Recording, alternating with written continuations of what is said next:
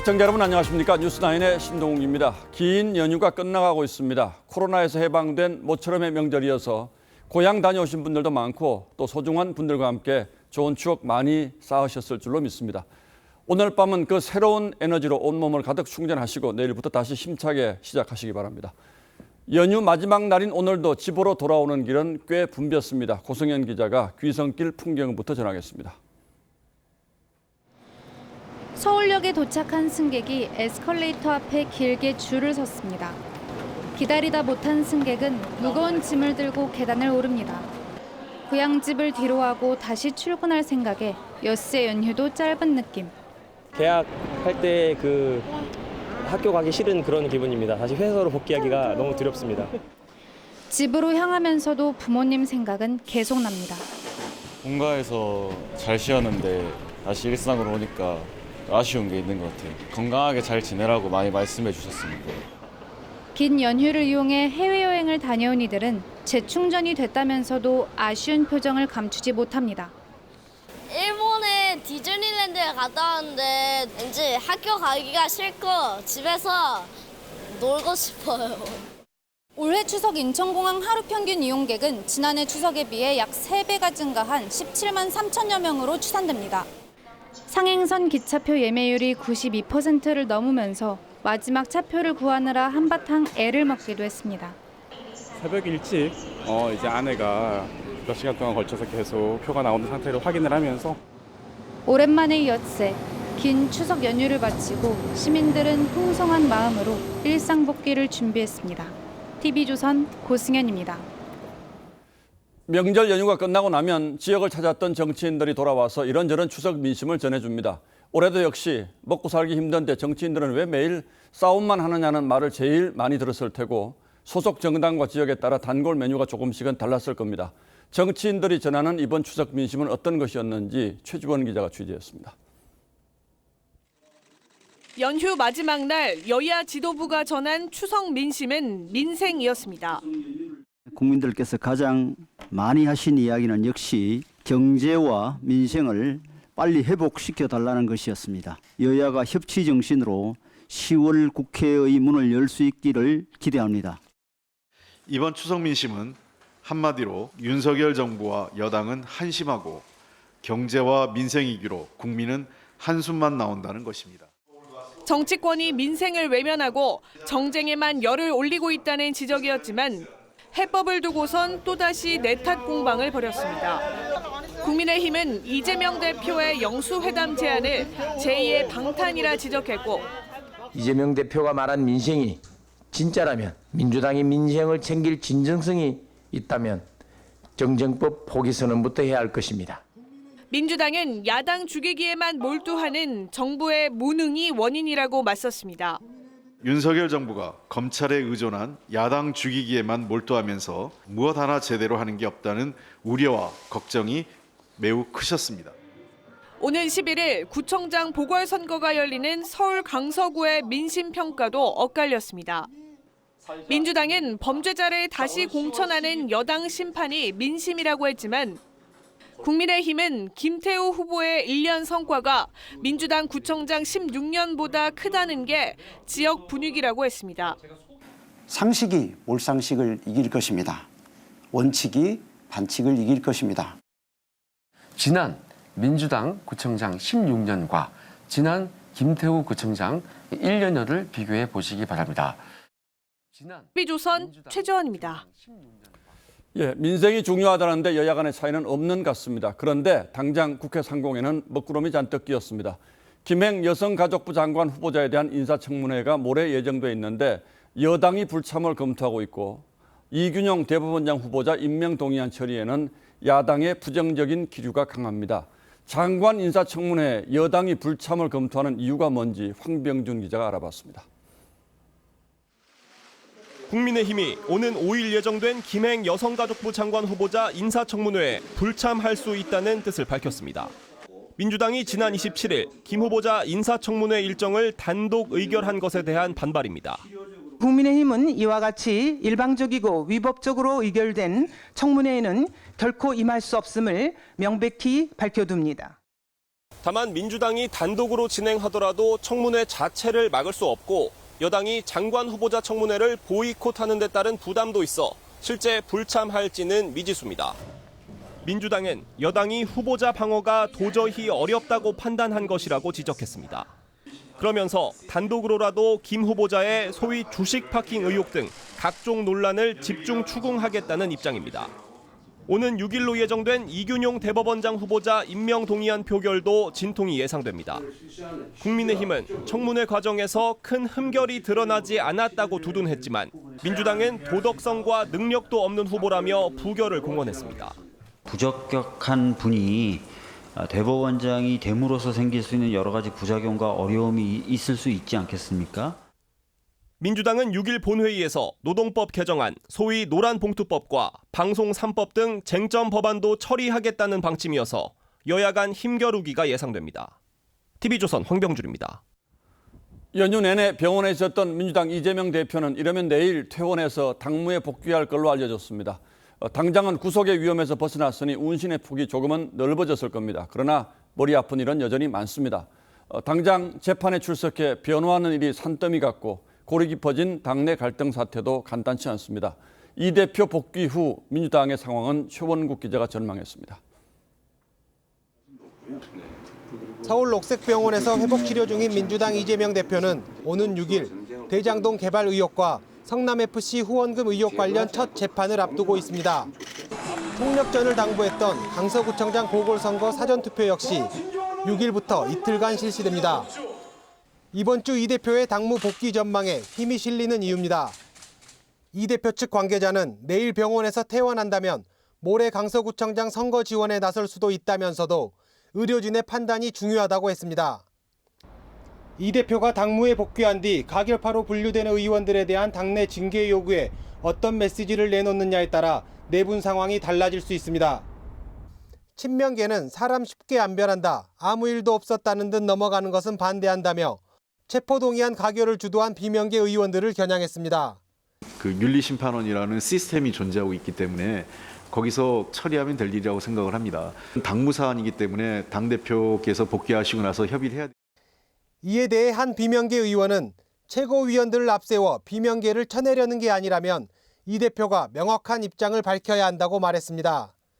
또 실제 징계 움직임을 보이면 가만히 있지 않겠다며 집단 행동 가능성도 시사했습니다. TV조선 최원국입니다.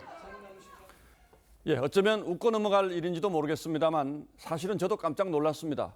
한국과 중국이 축구 경기를 하는데 포털 사이트에서 중국을 응원한 비율이 압도적으로 높다는 기사를 보고요. 이게 대체 어떻게 된 일인지 따져보겠습니다.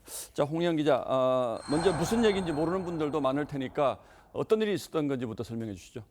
네, 경기를 보면서 포털 사이트에서 응원하는 팀을 클릭할 수가 있는데요. 예. 지난 1일이었죠. 남자축구 8강전 당시 다음에서 전반전 종료 후 중국을 응원한 수가 한국 응원 수를 앞질렀습니다. 그러다가 경기가 끝났을 쯤엔 중국 응원 비율이 90%를 웃도는 기현상이 나타났습니다. 예, 포털 사이트 다음에서 그랬다는 건데 그렇다면 네이버는 어땠습니까? 네, 네이버는 달랐습니다. 같은 경기 때 네이버 사이트에서는 한국이 압도적인 응원을 받았습니다. 여자 축구 때도 마찬가지였는데요. 지난달 30일 북한에 1대4로 졌던 8강전 당시 네이버에서는 한국을 응원하는 비율이 70%로 북한보다 많았지만 다음에서는 정반대로 나타났습니다. 예, 사실 북한과 경기하는데 한국을 응원하는 비율이 70%밖에 안 된다. 이것도 사실 이해가 잘 안 되긴 합니다. 그런데 대체 왜 이런 일이 벌어진 거죠? 네, 다음 측은 참여 방식이 달라서 그런 것 같다고 해명했습니다. 네이버는 응원을 누르려면 로그인을 해야 하지만 다음을 로그인하지 않고도 횟수 제한 없이 클릭할 수 있어서 의도적으로 숫자를 부풀리기 쉽다는 겁니다. 이 논란이 커지자 다음 측은 곧바로 해당 서비스를 없앴습니다. 자, 이렇게 만들어 놓은 이유가 뭐였을까요? 네, 이제 국민의힘은 중국발 여론 조작의 증거라면서 이 북한이 개입했을 가능성까지 제기했습니다. 이 사이버 여론전의 하나라는 건데요. 특히 내년에 총선을 앞두고 있어서 관련 제도를 손보겠다면서 벼르고 있습니다. 올해 초 국민의힘은 댓글 작성자의 국적을 표기하도록 하는 법안도 발의했습니다. 그러니까 다시 설명을 하자면 중국인들이 축구를 보면서 다음에 들어와서 여러 차례 응원 버튼을 눌렀다는 거잖아요. 그리고 그 비율이 90%가 넘는다는 거고. 그런데 정상적으로 이게 가능한 일입니까? 네, 여권에서는 의도적으로 왜곡됐을 거라고 의심하고 있지만 사실 예단하기가 어렵습니다. 중국인들이 참여한 게 아니라 누리꾼 일부가 장난삼아 응원 횟수를 눌렀을 가능성도 있습니다. 다음과 네이버는 중국에서 접속이 차단된 상태인데요. 예. 그래서 국내에서 누군가가 자동 입력 프로그램인 매크로를 설치했을 가능성도 제기됩니다. 매크로는 불법이 아니고요. 똑같은 매크로 프로그램을 쓰더라도 각 회사가 어떤 설정 환경에서 그것들을 운영하느냐에 따라서 결과가 또 달라질 수도 있고, 지금 이 정도 정보 갖고 뭐가 잘못됐다 이렇게 얘기하는 것 자체가 좀 문제가 있어요. 어떤 의도였든지 간에 이럴 가능성이 있는 구조를 방치한 포털 쪽의 책임도 명키 어렵다고 봅니다만. 네, 맞습니다. 이 해외 포털 같은 경우 조작이 어렵도록 최대한의 장치를 두거나 이 사용자들에게 미리 공지를 해서 사이트의 신뢰도를 관리한다는 게 전문가들의 지적입니다. 포털의 책임 문제인데 어떤 조건에 따라서 지금처럼 여론이 호도될 수도 있고 정확히 나올 수도 있고 하니까 임의적인 조작이 가능할 수도 있습니다라는 공지를 사실 해주는 게 맞을 것 같고요. 예, 우리가 흔히 네이버나 다음을 포털 공룡이라고 하지 않습니까? 덩치가 그만큼 커졌으면 책임도 질 줄 알아야죠. 예, 홍영 기자 잘 들었습니다.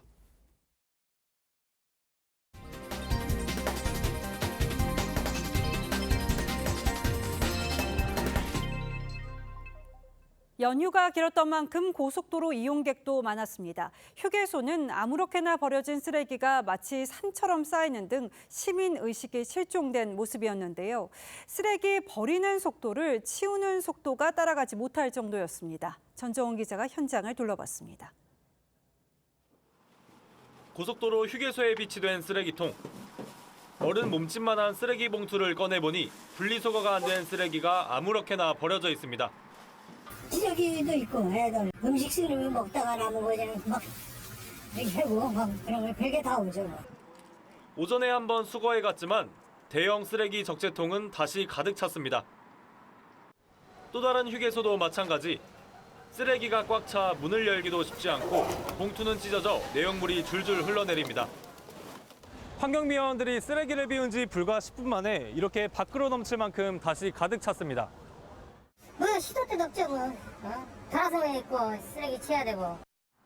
상주 관리자가 없는 졸음 쉼터는 쓰레기통도 무용지물. 담배꽁초는 여기저기 버려져 있고 화단까지 쓰레기가 뒤덮었습니다. 추석 연휴 발생하는 고속도로 쓰레기는 코로나 일상 회복 이후 다시 늘고 있는데 처리 비용만 매년 80억 원 넘게 들고 있습니다. 일부는 그 가정용 쓰레기도 함께 버리는 경우가 있어서 환경미화원분들이 좀 힘들어하는 경우도 있습니다. 이번 추석은 연휴가 엿새로 길어 고속도로 이용 차량이 6% 가까이 늘면서 쓰레기 배출량도 늘 것으로 전망됩니다. 명절마다 고속도로 곳곳에 쌓이는 쓰레기로 환경오염과 예산 낭비가 반복되고 있습니다. TV조선 전정원입니다. 산불 훈련을 앞두고 성능 점검에 나섰던 민간 헬기가 저수지로 추락해서 베테랑 조종사가 숨졌습니다. 주재용 기자의 보도입니다.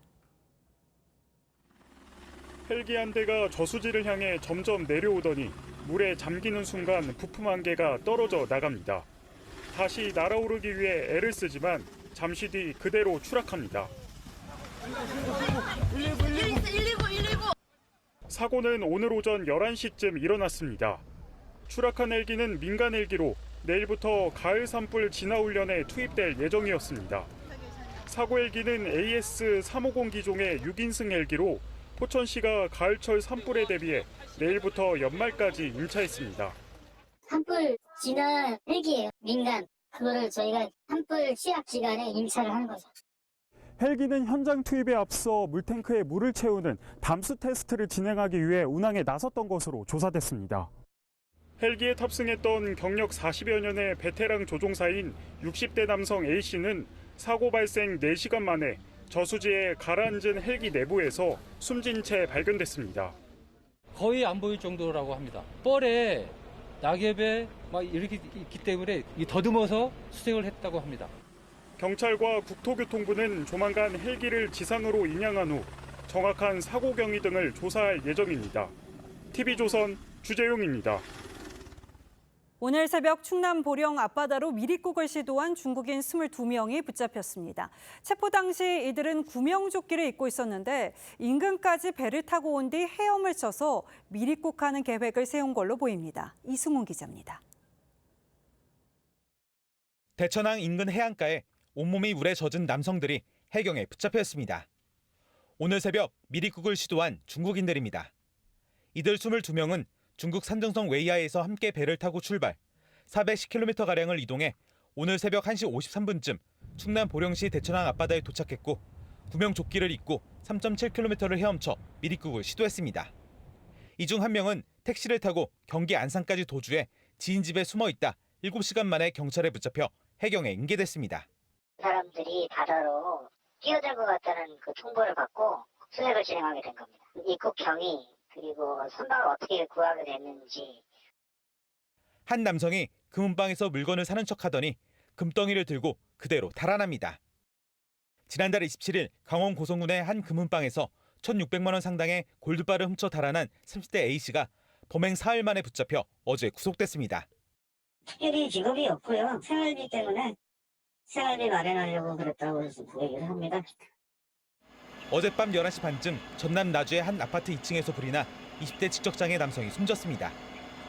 경찰은 숨진 남성의 가족이 외출한 사이에 불이 난 것으로 보고 정확한 화재 원인을 조사 중입니다. TV조선 이승훈입니다. 최근 중국 전통 간식 탕후루가 인기입니다. 거리에서 아이들이 과일꼬치를 들고 먹는 모습을 흔히 볼 수 있는데요. 자극적인 맛에 칼로리까지 높아서 건강에 부담을 주지 않을까 우려가 나왔는데 청소년 비만과의 연관성이 지적됐습니다. 최원영 기자가 전문가 의견을 들어봤습니다. 귤과 포도 등 각종 과일꼬치에 설탕물을 입힌 탕후루. 바삭한 식감에 새콤달콤한 맛으로 젊은 층을 파고들었습니다. 그래도 맛있어서 건강이 안 좋아도 계속 먹게 되는 것 같아요. 충치가 생길까도 걱정이 되고 그래가지고 안 먹었으면 좋겠긴 해요. 솔직히 말하면. 근데 너무 좋아하고 요새 인기가 많다 보니까. 탕후루 한 개엔 당류가 많게는 25g까지 들어있어 한 개만 먹어도 WHO 권장 섭취량에 육박하는 수준입니다. 특히 코로나 이후 소아청소년의 비만, 당뇨가 폭증해 더욱 우려스럽습니다. 지난해 중학생 비만 환자는 951명으로 4년 새 3배 이상 늘었고 초등학생과 고등학생 비만 환자도 2배 넘게 급증했습니다. 소아청소년 당뇨 환자 역시 2배 가까이 늘었습니다. 어렸을 때부터 인슐린에 대한 저항성이 생기면 혈압당뇨, 고지혈증, 특히 당뇨에 대한 위험성이 굉장히 높아진다고 알려져 있어요. 청소년기 비만 당뇨가 성인기로 이어지며 20대 당뇨 환자도 4년 새 50% 가까이 늘었습니다. 국회 보건복지위원회는 탕후루 프랜차이즈 대표를 다음 주 국정감사 증인으로 불러 청소년의 설탕 과다 섭취에 대해 질의할 계획입니다. TV조선 최원영입니다. 유가 상승으로 기름값이 꾸준히 오른다는 소식 전해드렸는데요. 식당과 택시에서 많이 쓰이는 LPG도 상승세입니다. 지난달에 이어서 이번 달에도 가격이 올라서 자영업자와 택시기사 한숨이 깊어집니다. 장혁수 기자가 보도합니다. 서울 잠실의 전통시장에서 노점을 운영 중인 김영숙 씨. 최근 옥수수 한 봉지 가격을 2,000원에서 3,000원으로 올렸습니다. 옥수수를 찌는 데 사용하는 LPG 가격을 감당하기 힘들기 때문입니다. 내가 알기로는 한 10,000원 넘게 오른 것 같아. 장사도 안 되고 진짜 힘들어. 이번 달 국제 LPG 가격은 전달에 비해 톤당 52.5달러 오른 600달러 수준으로 인상됐습니다. 8월과 9월에 77.5달러, 90달러 오른 데 이어 석 달 연속 상승세입니다. 결국 우리나라에 LPG를 공급하는 SK가스와 이원 등은 10월 프로판, 부탄 가격을 80원가량 일제히 인상한다고 밝혔습니다. LPG는 석유에서 추출되는 것이기 때문에 석유가 이미 많이 올랐습니다. LPG 가격도 이제 조금씩은 오를 거라고 생각은 합니다. 국내 LPG는 절반가량을 석유화학용으로 사용하고 나머지를 차량용과 가정용으로 사용하는데 LPG 가격 상승으로 택시를 포함한 187만 대의 LPG 차량 운전자와 LPG를 주방연료로 사용하는 자영업자 등이 영향을 받을 것으로 보입니다. 한 달에 한 6, 7만 원 차이 나죠. 수입이 기름값 오른 것만큼 적으니까. 값싼 연료의 상징이었던 LPG의 가격 인상. 겨울을 앞둔 서민들은 걱정이 앞섭니다. TV조선 장현수입니다.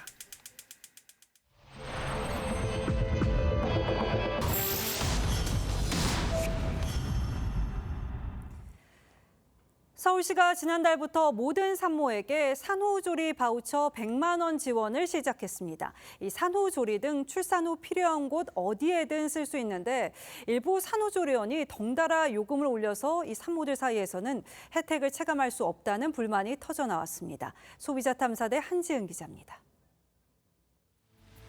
서울의 한 산후조리원에서 산후조리 바우처 사용을 문의했습니다. 산후조리 경비 뒤에 50만 원 임금 수강하실 수 있는 부분은 테라피스에서 사용이 가능하셔서 서울시가 지난달부터 산모에게 지급하는 산후조리 바우처는 직불카드 형식. 산후조리에 필요한 서비스와 물품을 구매하고 100만 원 한도 내에서 바우처 카드로 결제할 수 있습니다. 적잖은 액수에 도움을 기대하는 산모가 적지 않습니다. 가격이 산후조리원이 너무 높다 보니까 금액적인 부분도 많이 커졌으면 좋겠고 그거라도 줘서 다행이다. 그런데 상당수 조리원이 바우처 지급에 앞서 요금을 인상했습니다. 한 조리원은 2주 이용 요금을 280만 원에서 330만 원으로 50만 원 이상 올렸고 30분 거리 다른 조리원도 일반 실은 270만 원에서 80만 원을, 특실은 350만 원에서 160만 원을 각각 인상했습니다. 그럼 4월부터 그렇죠. 그래서 이제 파악하니까 리모델링 돼가지고 저희가 지금 가격은 지금 많이 올랐어요. 지난 6개월 사이 서울 시내 산후조리원 4곳 중 1곳꼴로 평균 40만 원 이상 이용 요금을 올렸습니다. 이들 조리원은 바우처 때문이 아니라 인건비 상승 등으로 요금을 인상했다는 입장입니다. 서비스 같은 것들도 좀 많이 변화하기도 했고 아무래도 물가도 많이 오르고 이런 데도 많이 올라서 바우처 지급에도 조리원 요금이 덩달아 오르자 산모가 느끼는 체감 혜택은 많지 않습니다. 다 오르는 추세고 점점 비싸지는 추세고 그리고 저희는 쌍둥이다 보니까 당연히 돈이 더 추가가 되는 거니까. 바우처 사용 안내가 미흡한 것도 문제입니다.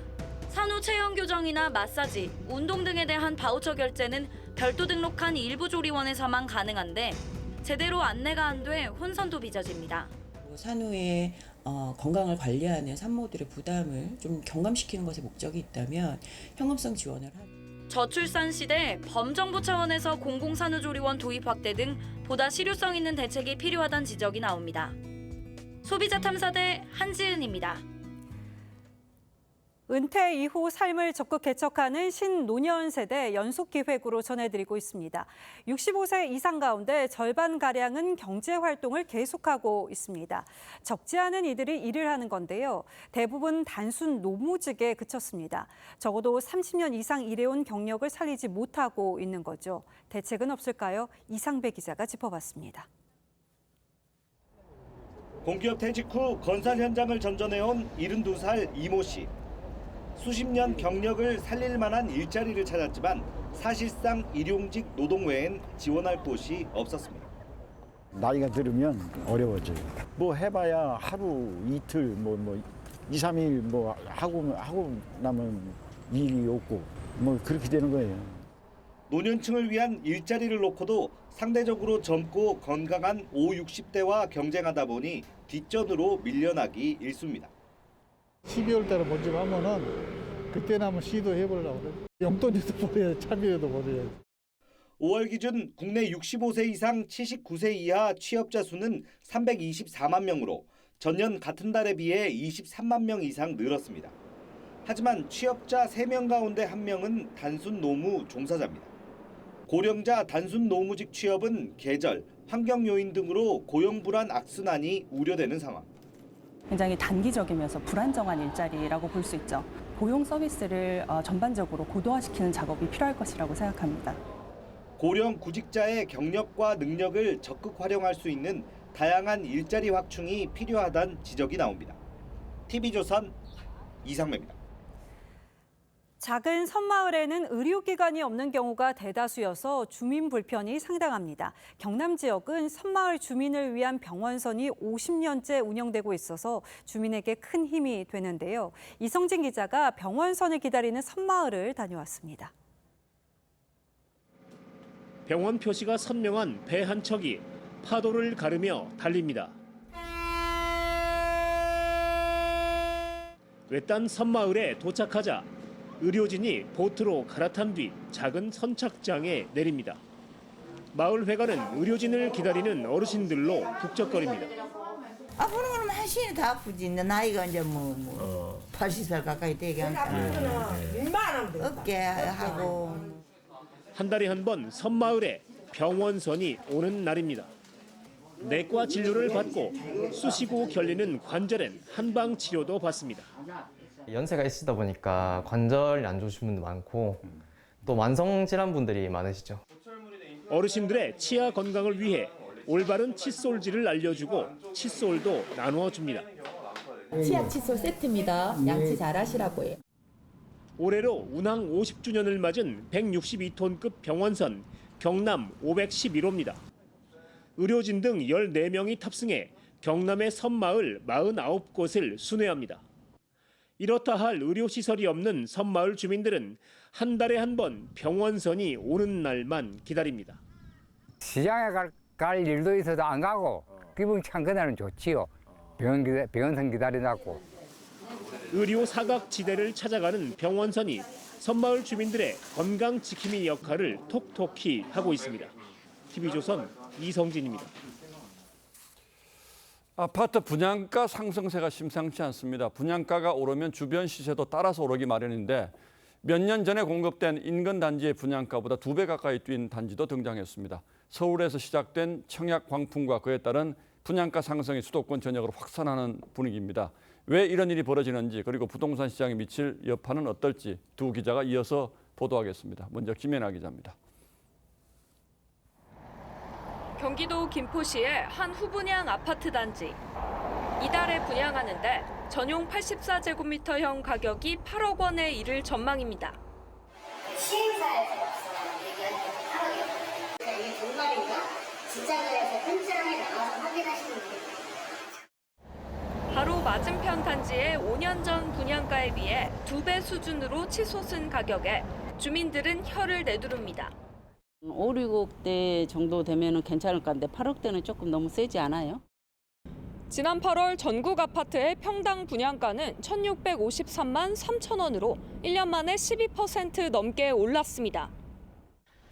이미 서울 지역에선 84제곱미터의 경우 10억 원 이하 분양가를 찾긴 어려운 상황. 건설업계에선 원자재와 인건비, 각종 건설 비용이 올라 분양가가 오를 수밖에 없다고 항변하지만 수요자 10명 중 8명이 원가를 공개해야 한다며 높은 수준의 분양가를 우려합니다. 공급이 더 축소되죠. 이런 상태라면 굉장히 사면초가일 것 같아요. 주택 공급 확대와 함께 적정 분양가까지 두 마리 토끼를 잡아야 하는 정부의 고심이 더 커지고 있습니다. TV조선 김윤아입니다. 이렇게까지 분양가가 치솟는데 청약 열기가 뜨거운 이유는 아주 간단합니다. 앞으로 집값이 더 오를 거라고 믿기 때문이죠. 그리고 집값이 오를 거라고 생각하는 이유는 수요 공급의 불균형에서 옵니다. 새 집에 살고 싶은 욕구에 비해서 신축 아파트 공급이 턱없이 부족하다는 겁니다. 물론 아직은 수도권의 얘기입니다. 이어서 정수양 기자가 보도합니다. 1971년 준공된 서울의 한 아파트. 외벽 곳곳에 페인트가 벗겨져 있고 주차장도 협소합니다. 화장실에도 막 부스러지고 이러니까 일일이 그거를 돈 들여가지고 모두 고칠 수도 없고. 서울 아파트 노후화가 가속화되고 있습니다. 입주한 지 20년 넘은 서울 아파트는 총 106만 9천여 가구. 10채 중 6채는 구축인 셈입니다. 서울에 신규 택지를 공급할 빈 땅이 없는 데다 각종 규제로 재건축 정비 사업도 부진했던 탓입니다. 이런 상황에서 서울의 인허가와 착공 실적이 크게 줄어 신규 아파트 공급 부족 우려가 더 커지고 있습니다. 신축 아파트로 이동하려는 수요는 많은데 공급이 뒷받침하지 못하는 겁니다. 실제로 갈아타기 수요 영향으로 서울 아파트의 청약 경쟁률은 1년 새 6배 뛰었습니다. 전문가들은 청약 열기가 한동안 계속될 거라고 전망합니다. 최근 정부는 주택 공급 정상화를 위해 5만 5천 가구를 추가 공급하겠다고 밝혔는데 이 과정에서 공사비를 증액할 수 있는 길을 터져 분양가 추가 인상 가능성이 커졌기 때문입니다. 공사비 갈등을 좀 완화하기 위해서 재협상 여지를 좀 남겼다라는 부분들이 있는데 분양가 상승 요인으로 작동을 할 수가 있습니다. 분양가 상한제 적용된 공공 물량을 최대한 많이 확보해야 되는 이슈다. 정부는 공급을 늘리기 위해 사업 기간을 단축하겠다는 방침도 내놨지만 단기간에 역부족이란 지적이 나옵니다. TV조선 정수영입니다. 전 세계적으로 스마트폰이 침체를 겪는 상황인데요. 이 폴더블 폰만큼은 승승장구하고 있습니다. 중국 업체는 사용자가 많은 중국에서 폴더블 폰이 인기를 끌자 이 폴더블 폰 대중화에 공을 들이는 데 이어서 종주국인 대한민국과의 경쟁도 본격화하고 있습니다. 박상현 기자의 보도입니다. 액정이 접었다 펴지는 폴더블 폰. 중국 안원은 가장 얇은 폴더블 폰이란 점을 내세웠습니다. The bar phone into 2. Global thinnest smartphone. Only 9.9 millimeters. 화웨이와 오포 등 중국 스마트폰 업체들도 잇따라 폴더블 폰을 출시하고 있는데 조만간 100만 원 이하의 보급형 폴더블 폰도 내놓을 계획입니다. 중국 폴더블 폰 수요는 전 세계 스마트폰 시장의 판도를 변화시키고 있습니다. 실제 올해 2분기 중국 폴더블 폰 출하량은 1년 전에 비해 64% 급증했는데 중국 시장의 영향으로 2분기 글로벌 폴더블 폰 출하량도 10% 증가했습니다.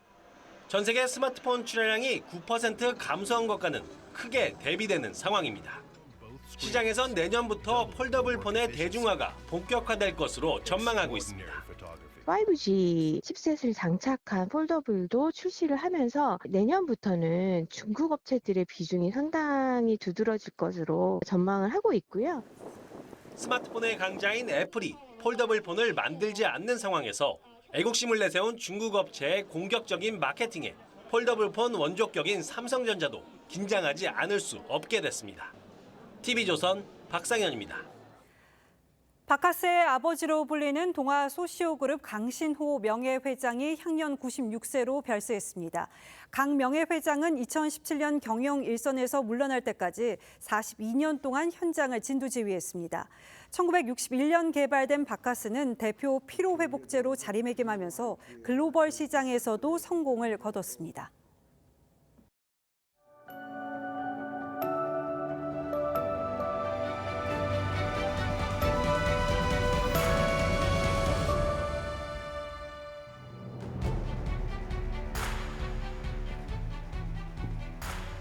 소설가 이청준이 1960년대 소록도 병원장 조창원을 주인공으로 써낸 걸작 장편이 당신들의 천국입니다.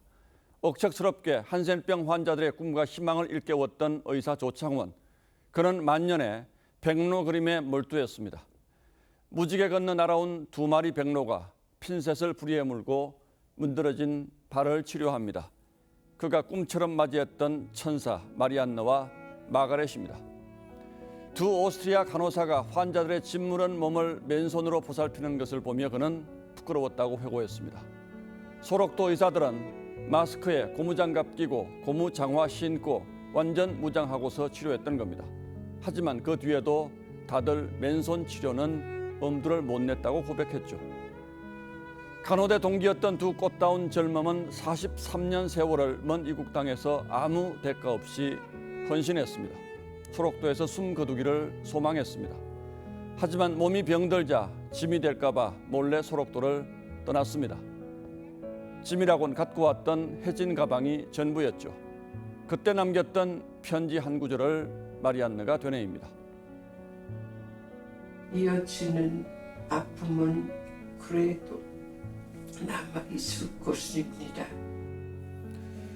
마가렛은 치매에 빠졌지만 소록도 시절만은 따뜻하고 행복하게 기억했습니다. 일생 동안 저기 살았는데 생각나요. 저기 사람들 저기 씻고 환자들 다 보고 싶어. 그 마가렛이 다시 소록도를 밟지 못한 채 88배 선종했습니다. 멀고도 가난했던 한국이란 나라에서 간호사를 구한다는 말을 듣고 찾아온 게 54년 전 꽃다운 24살 때였습니다. 한센병 환자를 보살피다 수녀원을 거쳐 소록도에 마리안느보다 4년 뒤에 왔죠. 다들 수녀라고 했지만 세속에서 독신의 순명을 지키고 사는 재속회 신도였습니다. 언제나 온몸으로 껴안아주는 두 사람을 환자들은 할매라고 불렀습니다. 마리안느가 큰할매, 한 살 아래 마가렛이 작은 할매였죠. 두 할매는 병원 치료를 마치면 늘 음식을 챙겨 들고 7마을을 돌곤 했습니다. 두 사람은 숨어서 어루만지는 손의 기적과 주님 밖엔 얼굴을 알리지 않는 참된 베품을 믿었습니다. 어떤 상도 인터뷰도 모두 마다했습니다. 회갑잔치를 열어주겠다고 하자 기도하러 간다며 피했습니다. 한 달에 10만 원씩 나오는 봉사자 식비와 본국 수녀회가 보내오는 생활비마저 환자 우유와 간식 그리고 성한 몸으로 떠나는 사람들 노잣돈으로 쥐어졌다고 합니다. 안전뱅이 책상 하나 놓여있는 숙소방 한지 창에 이런 글귀가 붙어 있습니다. 무소유의 삶에 마음을 내려놓고 사랑하라. 두 성자가 소록도에 남긴 치유의 흔적들이 오래도록 우리를 위로합니다. 인간성 상실의 시대에 알싸한 사랑의 향기로 우리네 각박한 일상을 어루만져 줍니다. 아들 좋아했어. 행복 있게 살았어요. 저기에서 아주 좋았어. 10월 3일 앵커의 시선은 소록도 작은 할매 잠들다 였습니다.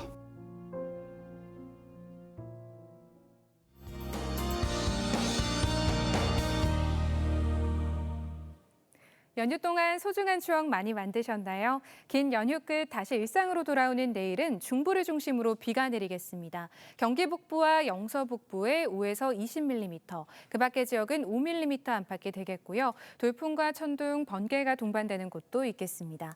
비가 그치고 나면 찬 기온이 한층 더 강해지겠습니다. 특히 모레는 서울의 아침 기온이 10도를 보이겠고요. 낮 기온도 20도 아래로 떨어지며 쌀쌀하겠습니다. 주 후반에는 아침 기온이 한 자릿수로 내려가는 곳들이 많겠습니다. 내일 오전에는 대체로 맑겠습니다만 아침까지 내륙에서는 짙은 안개를 조심하셔야겠고요. 오후부터 서해안과 제주, 강원에서는 강풍이 예상됩니다. 내일도 10도 안팎까지 크게 나는 일교차를 주의하셔야겠습니다. 내일 바다의 물결은 제주 먼바다에서 최고 4m로 매우 거세겠습니다. 기온 변화가 심한 한 주입니다. 무엇보다 건강 잘 챙기셔야겠습니다. 날씨였습니다. 10월 3일 연휴 마지막 날 뉴스나인은 여기서 모두 마치겠습니다. 시청해주신 여러분 고맙습니다.